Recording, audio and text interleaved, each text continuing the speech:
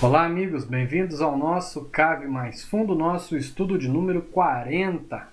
Lembrando que essa é uma iniciativa da Igreja Cristã Sal da Terra que se reúne no bairro Dom Almir, em Uberlândia, Minas Gerais.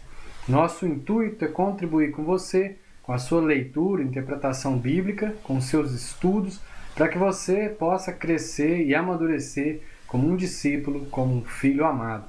E que o Espírito Santo nos conduza, que a gente consiga aí trabalhar juntos e amadurecer juntos, beleza? Então vamos lá, como sempre a gente começa fazendo a leitura do texto e hoje não vai ser diferente. Nós veremos Atos no capítulo 12, dos versos 1 ao 25, ou seja, o capítulo todo. A gente começa lendo do verso 1 ao 8, que diz assim: Nessa ocasião, o rei Herodes prendeu alguns que pertenciam à igreja, com a intenção de maltratá-los, e mandou matar à espada Tiago, irmão de João. Vendo que isso agradava aos judeus, prosseguiu prendendo também Pedro, durante a festa dos pães sem fermento. Tendo-o prendido, lançou no cárcere, entregando-o para ser guardado por 4 escoltas de 4 soldados cada uma. Herodes pretendia submetê-lo a julgamento público depois da Páscoa.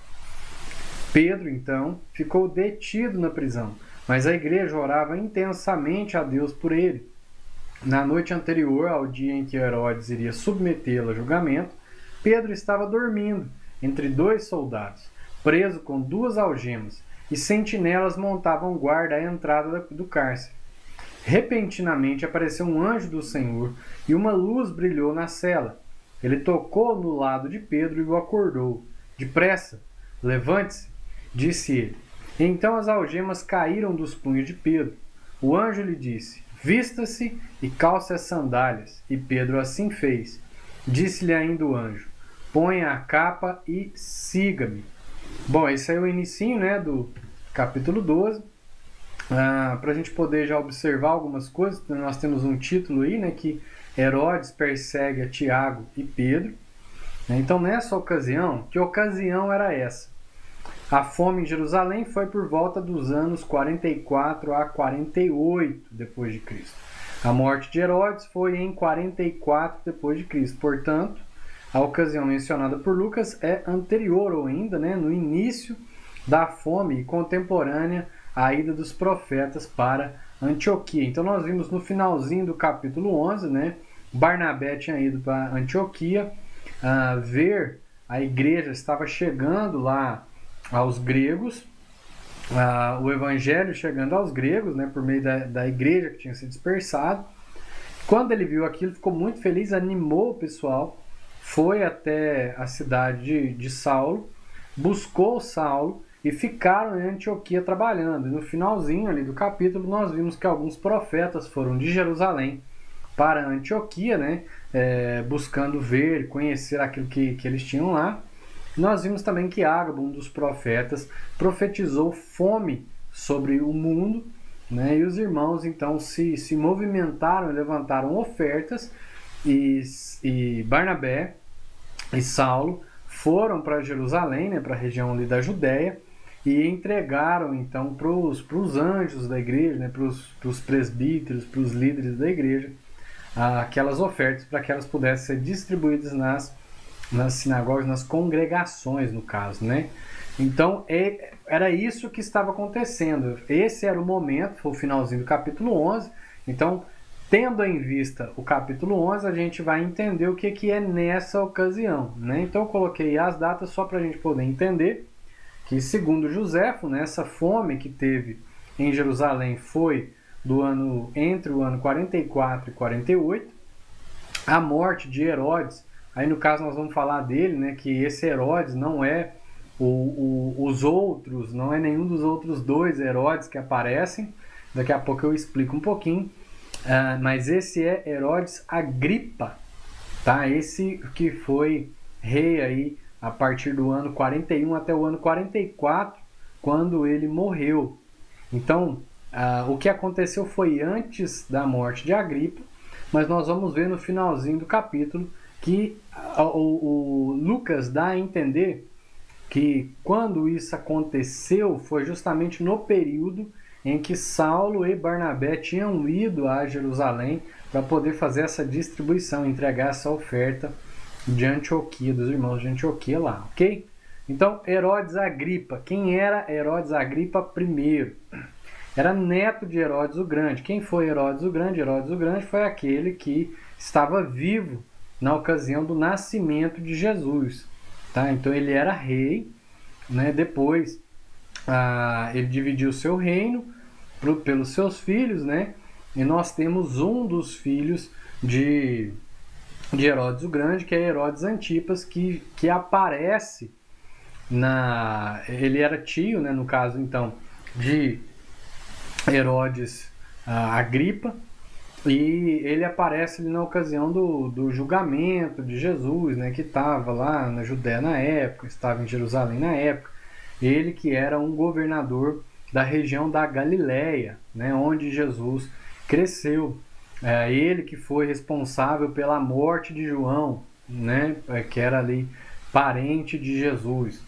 Então nós temos Herodes o Grande, do nascimento de Jesus, que era rei. Nós temos Herodes Antipas, que era tetrarca, que foi da época contemporânea, à época da morte de Jesus. E agora nós vemos Herodes Agripa. Herodes Agripa, sobrinho de Herodes Antipas e neto de Herodes o Grande. Ok? A postura política, né, de Herodes Agripa visava agradar os judeus. Então, visando agradar os judeus, ele levou à morte Tiago, que acabou bebendo o cálice predito por Jesus em Marcos 10, 38 e 39. Não sei se vocês se lembram dessa ocasião, quando eles se perguntam e querem, olha, pode um sentar à sua direita, outro à sua esquerda. E Jesus diz, olha, vocês por acaso podem beber do cálice que eu vou beber? Eles dizem, não, a gente vai beber. E Jesus diz assim, é verdade, vai beber. E aí acabou bebendo desse cálice, né, que foi essa morte, justamente por conta aí do evangelho, né? Então acabou bebendo esse cálice. E deu início à perseguição, não somente religiosa, mas também política. Então Tiago foi o primeiro morto, primeiro dos apóstolos, né, a ser morto. Outros que tinham morrido, no caso de Estevão, por exemplo, ele morreu, foi apedrejado e tal, mas ele não era apóstolo, era um dos diáconos da igreja. De apóstolos nós temos a primeira morte aí, que foi a de Tiago, morto à espada, e já não foi por uma perseguição religiosa, mas já foi por uma questão mais ligada à política, né, numa extensão maior nesse caso, ok? Ele prendeu também Pedro, então ele foi lá, começou essa perseguição, mandou matar Tiago foi morto à espada, e também mandou prender Pedro, né? Na mesma época que Jesus foi morto, na semana de comemoração da Páscoa e da festa dos pães sem fermento.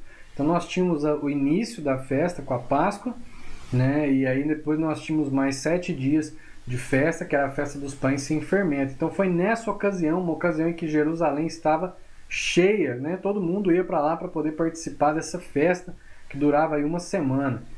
Então, é importante a gente notar, né, o lugar de destaque que Pedro tem na igreja em Jerusalém e, consequentemente, o porquê é tão significativa a sua prisão. Então, Herodes, né, Agripa, foi lá e matou Tiago, e ele viu que isso agradou aos judeus, né? Então ele vai e prende Pedro e espera levar Pedro a um julgamento quando a cidade está lotada de gente. Então, nós vemos que a prisão de Pedro, a intenção era que Pedro morresse, né? Fosse julgado ali e morresse, assim como Jesus foi na mesma época. E Pedro era um símbolo, Pedro era um destaque. Quando a gente lê todo o capítulo de Atos, né, do início até o capítulo 12, que é onde a gente está, a gente vê um destaque de Pedro na vida dessa igreja em Jerusalém. Então Pedro não era só alguém da igreja, Pedro era o cabeça, o porta-voz, aquele que mais falava, aquele que de alguma forma mais representava dentre os apóstolos a igreja de Jesus em Jerusalém. Então, era um símbolo, né? Era muito significativo essa prisão, esse julgamento e a morte de Pedro. Então, essa era a intenção de Agripa. Julgamento público depois da Páscoa. Então, Agripa deixou Pedro preso e protegido por 16 soldados, que revezavam em 4 grupos de 4 a cada 3 horas. Então eram 16, porque eram 4 grupos, a cada 3 horas, a cada vigília, né, eles trocavam. Então 4 a cada 3 horas mais 4, e isso aí completavam-se 12 horas, e aí eles iam revezando. Tá? Sua intenção era aproveitar a época em que Jerusalém estava cheia, como eu disse, por causa da festa para julgá-lo. O cenário remontaria ao do julgamento e morte de Jesus.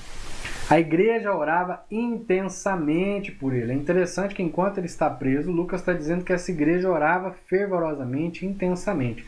Então a oração intercessora, assim como a oferta espontânea, serve de exemplo sobre como as igrejas vivem sua unidade de corpo.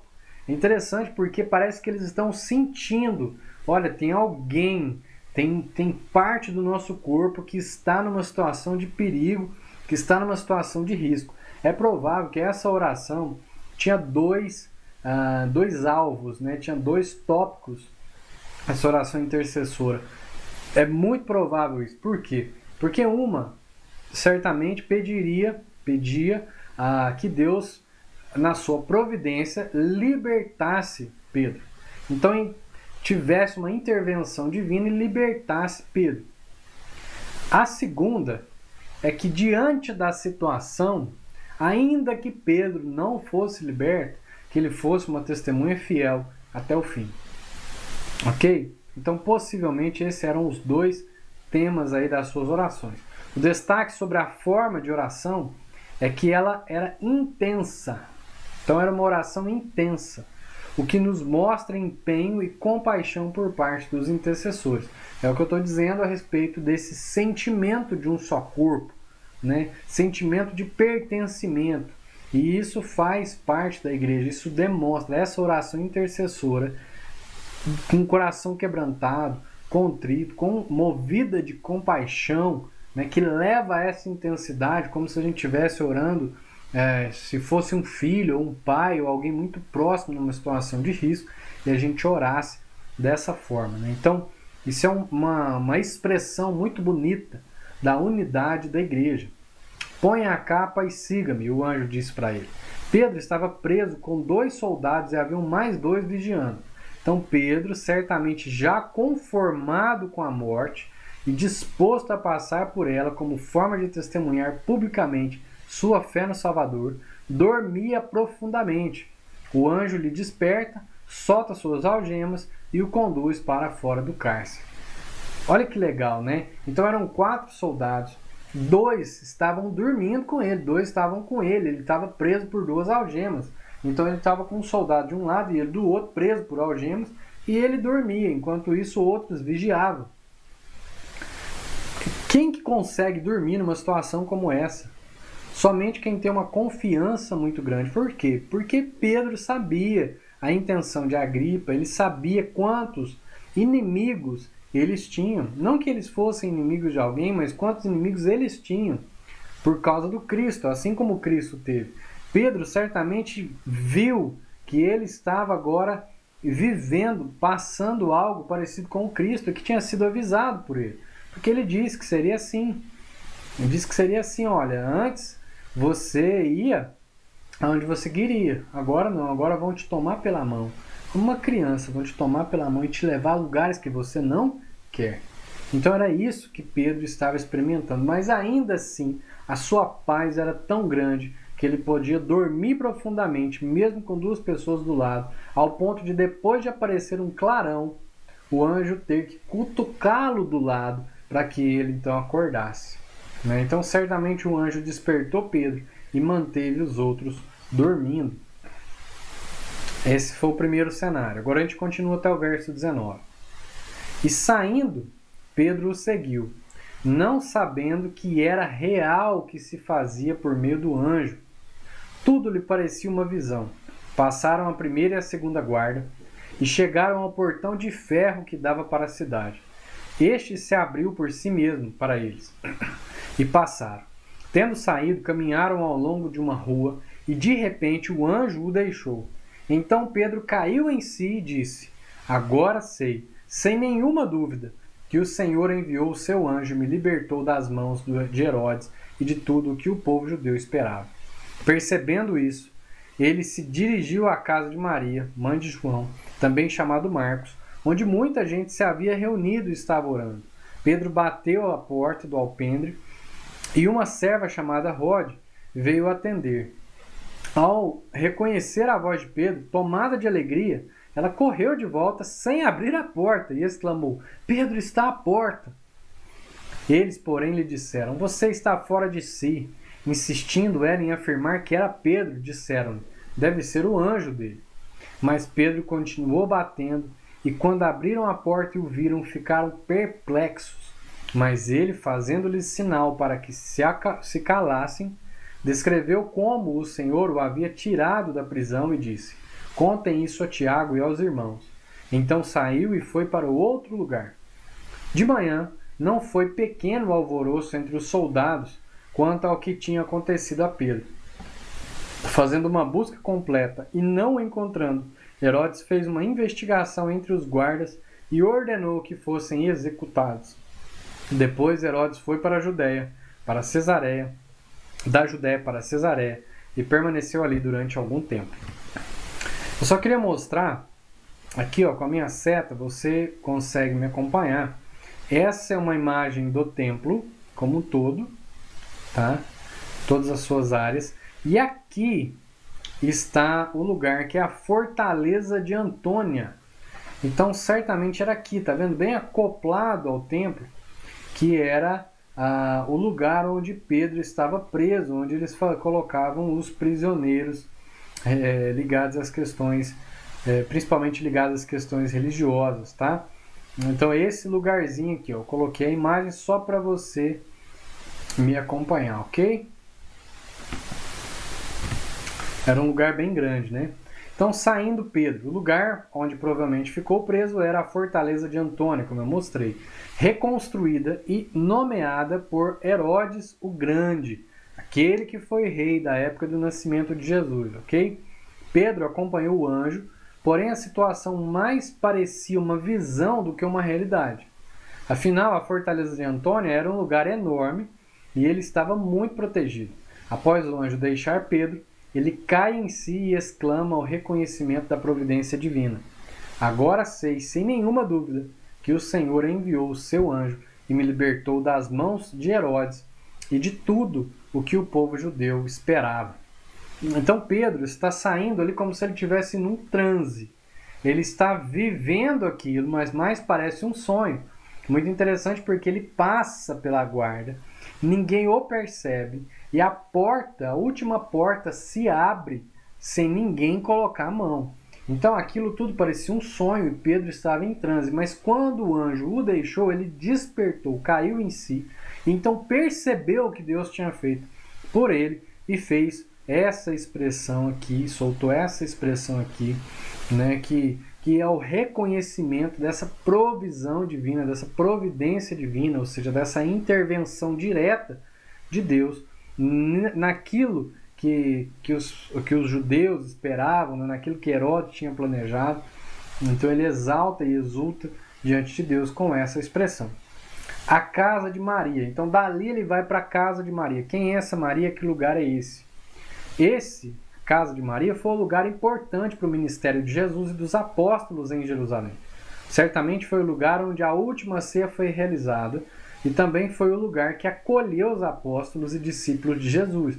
Então, não sei se você se lembra, mas desde da última ceia, da quinta-feira, até depois, na vinda do Pentecostes, o tempo que eles passaram em Jerusalém, em vários momentos do início de Atos, eles estão nesse lugar, na casa de Maria, tá? Era ali um dos principais lugares que a igreja se reunia.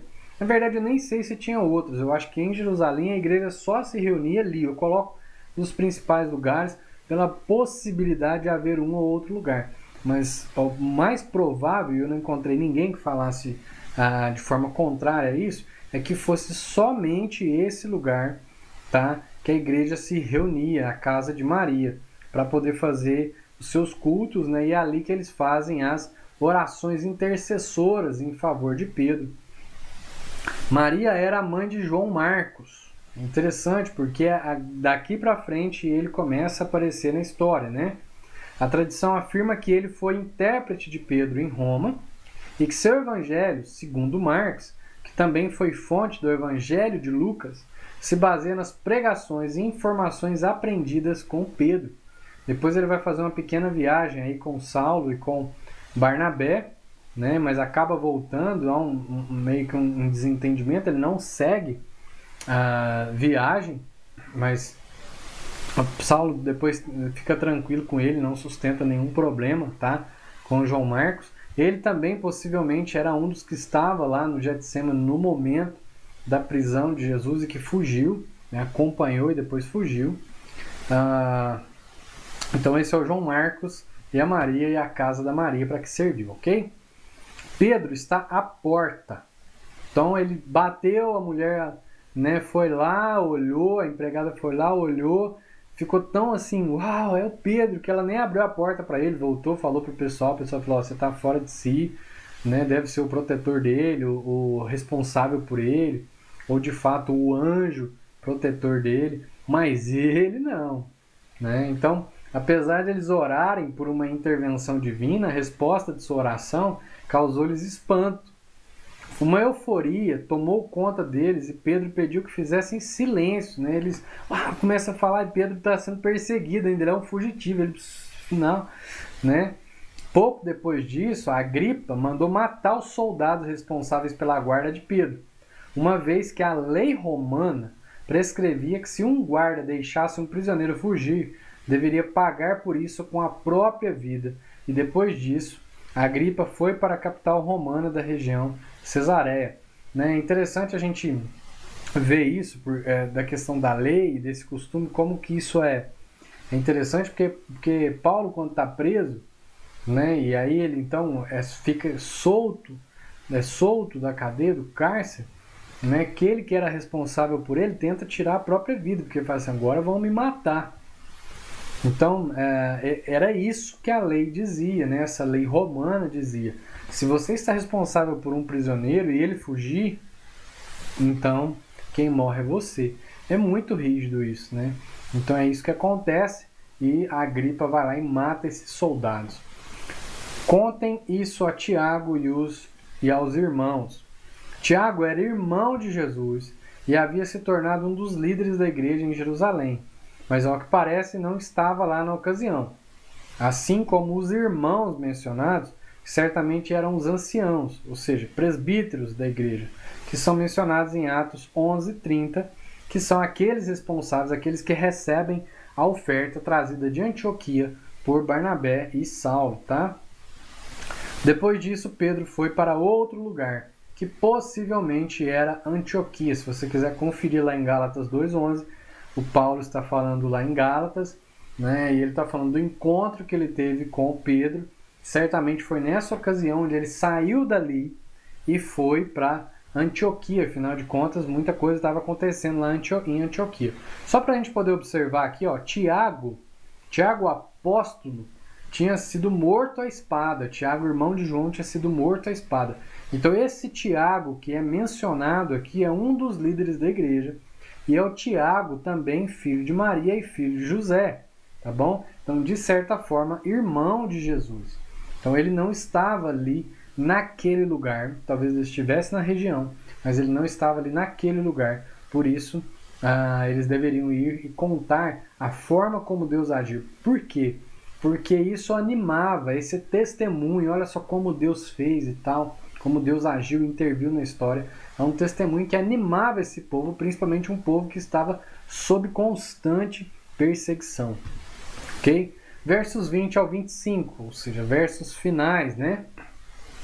Ele estava cheio de ira contra o povo de Tiro e Sidom. Contudo, eles haviam se reunido e procuravam ter uma audiência com ele. Tendo conseguido o apoio de Blasto, homem de confiança do rei, pediram paz, porque dependiam das terras do rei para obter alimento. No dia marcado, Herodes, vestindo seus trajes reais, sentou-se em seu trono e fez um discurso ao povo. Eles começaram a gritar: "É voz de Deus e não de homem." Visto que Herodes não glorificou a Deus, imediatamente um anjo do Senhor o feriu, e ele morreu comido por vermes. Entretanto, a palavra de Deus continuava a crescer e a espalhar-se. Tendo terminado sua missão, Barnabé e Saulo voltaram de Jerusalém, levando consigo João, também chamado Marcos. Então vamos lá, né? Cheio de ira contra Tiro e Sidom. Então Herodes Agripa estava irado contra as cidades fenícias de Tiro e Sidom. Tá? Essas cidades eu já mostrei no mapa uma vez, não sei se você se lembra, fica bem acima da região da Galileia. Tá bem mais acima, mais próximo ali do nascimento do Rio Jordão. Ok? Eram regiões mais próximas também do Mar Mediterrâneo. Apesar de não sabermos exatamente o porquê de sua ira, o texto afirma que seus líderes vieram até Agripa, ou seja, líderes de Tiro e Sidom, em busca de paz, e para isso usaram de alguém que poderia interceder por eles, ou seja, Blasto, que era responsável pelos aposentos íntimos do rei. Então ele era um camarista.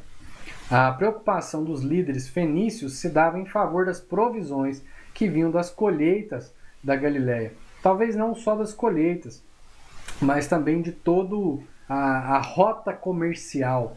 Então, em favor daquilo, da abundância que vinha da rota comercial, essa região da Fenícia era dependente, né, do lugar, de todas as regiões ali onde Herodes Agripa reinava. Né? Então, é isso aí. A gente não sabe exatamente o motivo, mas o texto nos coloca dessa forma. Então eles procuram, a gente não sabe se foi um suborno ou uma amizade, mas eles procuram alguém que poderia convencê-lo a escutar-lhes, né? Poderia se reunir, aceitar se reunir com a liderança de Tiro e de Sidom. Então eles vão atrás de Blasto, que é um camarista, alguém que cuidava dos aposentos do lugar íntimo do rei. E por cuidar do lugar íntimo do rei, era alguém que tinha, então, nessa época, né, quem fazia isso, não era hoje como um serviçal qualquer, mas era alguém que tinha proximidade com o rei e que, de alguma forma, o rei poderia ouvir. Ok? Então, eles usam disso para poder tentar aí uma ação intercessória em favor deles e dá certo, né? Aí eles gritam, os bajuladores gritam no meio dessa reunião. Vamos entender também que reunião foi essa, né? O que eles gritam? É voz de Deus e não de homem. Então Agripa concedeu a audiência aos líderes fenícios no dia da festa em honra ao imperador romano. Então não foi uma audiência qualquer, essa audiência foi dada no dia dessa festa em honra do imperador romano. Então o imperador romano, ele tinha um lugar como de um deus, tanto que existia o culto ao imperador nessa época, né? Então todo mundo reverenciava ao imperador como alguém divino, como filho dos deuses. Então nesse dia, segundo o historiador Flávio Josefo, e aqui eu queria que a gente observasse nesse finalzinho a influência dos dados históricos para que a gente tenha uma boa compreensão do texto. Nós lidamos com o texto de 2.000 anos, de quase 2.000 anos, né? Então, para a gente poder entender isso, a gente tem que se munir da quantidade e de uma qualidade de informações que nos ajudem, que nos auxiliem a compreender isso com clareza. Então, se a gente lê o texto, a gente entende, mas nós não vamos entender com profundidade como agora a gente vai poder ter usando os comentários desse historiador lá do início do século, né, do Flávio Josefo, que também era um fariseu, né? Então Flávio Josefo diz: ele vestiu um manto todo feito de prata e de uma textura verdadeiramente deslumbrante, e chegou cedo ao teatro naquela manhã, era o lugar da reunião. Quando a prata da sua roupa se iluminou pelo reflexo dos raios do sol, ou seja, era de manhã, né? Brilhou de uma maneira surpreendente e era tão resplandecente que espalhava o horror àqueles que olhassem fixamente para ele. É uma luz, né, que impede o olhar. Então era uma roupa espelhada, ela brilhava tanto que conforme o sol batia, aquilo era difícil olhar. Por isso eles soltam essa expressão, né? Não é voz de Deus, é voz de Deus e não de homem, por conta dessa figura. Eram bajuladores, eram homens que queriam, de alguma forma, pela bajulação, ganhar ali o benefício, ganhar ali os ouvidos, ganhar ali a bênção, né, de Agripa.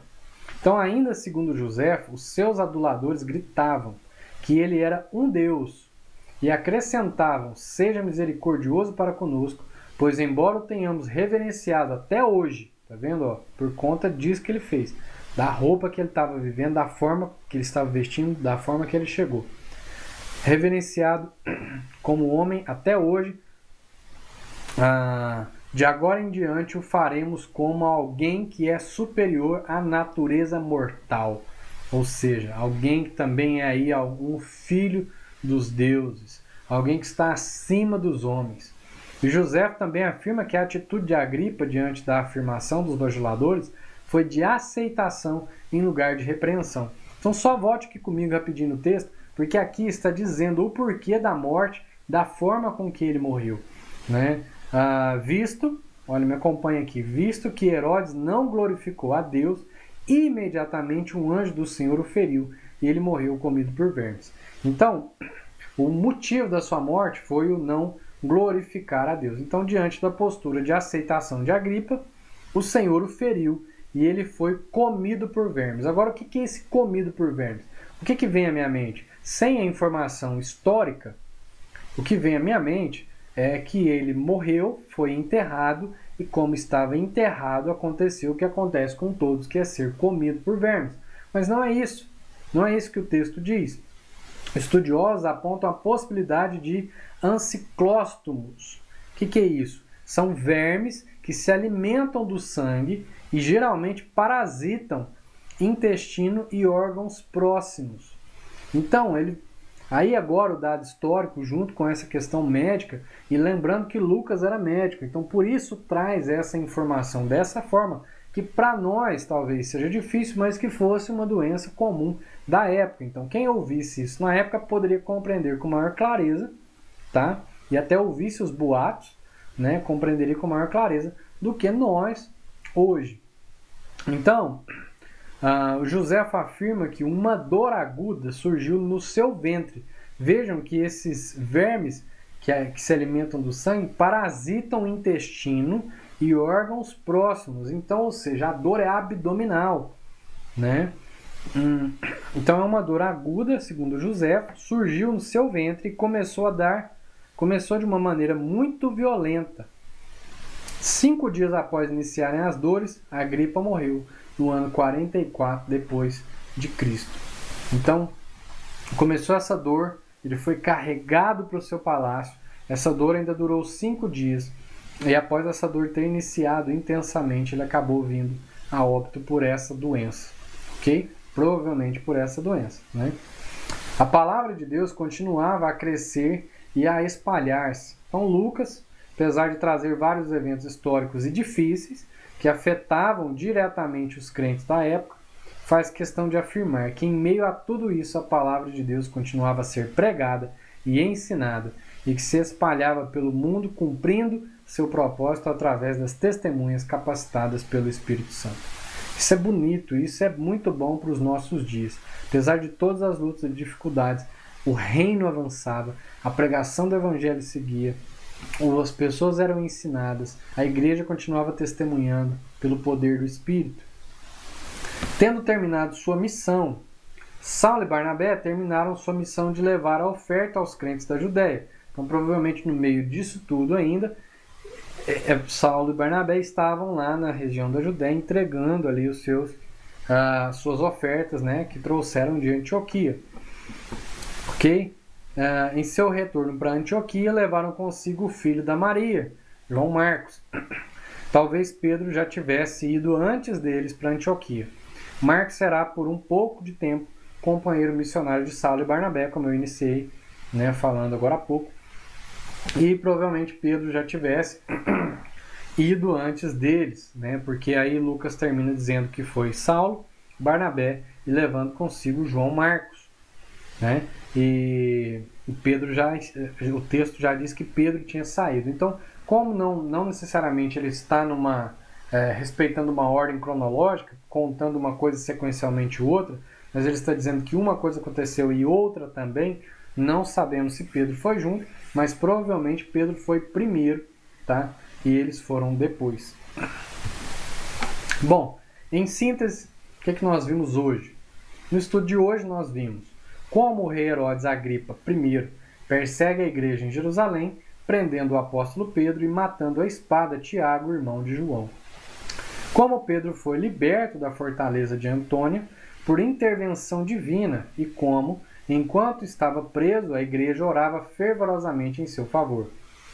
A morte, nós vimos a morte de Agripa por meio da mão de Deus em favor de sua vaidade, né? Estava preso à vaidade. O aparecimento de João Marcos e o destino que toma com Saulo e Barnabé para acompanhá-los numa nova jornada na história da igreja. E na prática, o que nós podemos aprender? Pelo menos 3 coisas. A primeira delas, a oração de intercessão em favor dos irmãos em momentos difíceis fazem parte do exercício prático de ser parte de um mesmo corpo. Eu já afirmei isso lá atrás e queria lembrar e enfatizar isso de novo. A oração fervorosa da igreja de Jerusalém em favor de Pedro foi uma linda expressão de que estavam com ele naquele momento. Então, assim como a oferta em favor dos necessitados, oferta que revela justiça e unidade, é um símbolo, é algo que expressa a unidade, quando isso é feito de coração, movido de compaixão, a oração intercessora também. Tá? Então ali um membro, uma parte da igreja estava passando uma situação que carecia essa oração como expressão de que, Senhor, Ele é parte de nós e nós estamos sentindo aqui. Segunda coisa, Deus intervém. Ele está ativo na história. Nesse texto nós podemos aprender isso. Ele conduz a igreja à oração e envia um anjo para libertar Pedro. Ele dá coragem a Tiago para que morra como fiel testemunha e envia vermes para matar o rei Agripa. Deus está o tempo todo agindo na história da humanidade. Então, nosso Deus não é um Deus que cria leis e solta os homens e solta a sua criação para viver dentro dessas leis que já foram criadas antes. Ou seja, de uma ordem natural. Não há simplesmente uma ordem natural. Existem leis, Deus criou essas leis, mas nosso Deus é um Deus que está conosco na história, intervindo constantemente. Se você ler toda a Bíblia, você vai ver isso. E se isso está registrado na Bíblia com tanta clareza, é porque é para nos ensinar que assim é o nosso Deus. O nosso Deus é um Deus que intervém e que está ativo, constantemente ativo na história. Ok? Até os nossos dias. Terceira coisa, as dificuldades não podem parar o avanço do reino por meio da pregação do Evangelho e da formação de discípulos pelo ensino das Escrituras. Lucas faz questão de afirmar que mesmo em meio a esse caos de perseguição política e o reinado de homens avessos à vontade de Deus, a palavra do Senhor crescia e se multiplicava, ou seja, o reino avançava e a igreja crescia. Então, em tempos de pandemia, em tempos de guerra, em tempos adversos, em tempos de crise política, em tempos de crise econômica, em tempos de fome, independente do tempo, e o tempo está marcado pelo pecado e assim estará até o retorno do nosso Senhor, a igreja está presente nesse mundo para ser sal da terra e luz do mundo, nesses ambientes, não para se acuar, não para colocar o rabo no meio das pernas e fugir para se proteger, mas como aquela que está constantemente revelando esse Deus que intervém na história, revelando, dando testemunho poderoso por meio do Espírito sobre esse Deus, pregando o Evangelho, formando discípulos, batizando as pessoas em nome do Pai, do Filho e do Espírito Santo e ensinando no meio desse caos a guardar todas as coisas, porque Ele está conosco todo o tempo, até o fim de todas as coisas. Ok? Então essa é a terceira e última coisa. Espero, de alguma forma, ter contribuído com você para a sua leitura e interpretação do texto bíblico, ok? Se você tiver algum comentário, faça esse comentário, tá? Para criticar, para complementar, para discordar, desde que seja aí pautado pelas Escrituras. Se não está inscrito, se inscreva no nosso canal. Se curtiu, não só curta com o joinha, mas também compartilhe com amigos, parentes, vizinhos e para quem você achar que isso vai abençoar, ok? Até a próxima segunda, se o Senhor nos permitir.